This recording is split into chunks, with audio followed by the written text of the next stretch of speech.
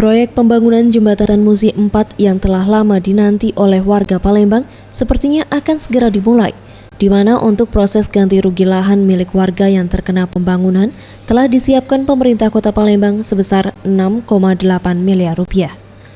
Menurut Gunawan, Kepala Satuan Kerja Balai Besar Pelaksanaan Jalan Nasional atau BBPJN 3 Sumbaksel yang ditemui Jumat 31 Juli 2015 mengatakan, untuk proses pembayaran ganti rugi lahan sebelumnya telah berjalan, namun belum selesai. Dan sisa pembayaran ganti rugi lahan telah disiapkan sebesar 3,5 miliar rupiah dan akan dibayarkan dalam waktu dekat. Lahan sudah dibayar oleh kota, Pemkot Pak ya? dan proses pembayaran itu 8,6 miliar. Nah sisanya ada 35 miliar, 35,4 sekian ya. Itu akan dibayar oleh saya melalui revisi DIPA jangka waktu dekat ini. Jadi saya yang membayar untuk sisa pembebasan lahannya. Itu aja.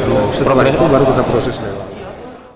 Ia menambahkan, setelah proses pembayaran pembebasan lahan selesai, kemudian proses lelang akan dimulai dan ditargetkan di awal tahun 2016 pembangunan Jembatan Musi 4 bisa dimulai pengerjaannya. Isa Lisati, Farel Dwi Satria, Sriwijaya TV.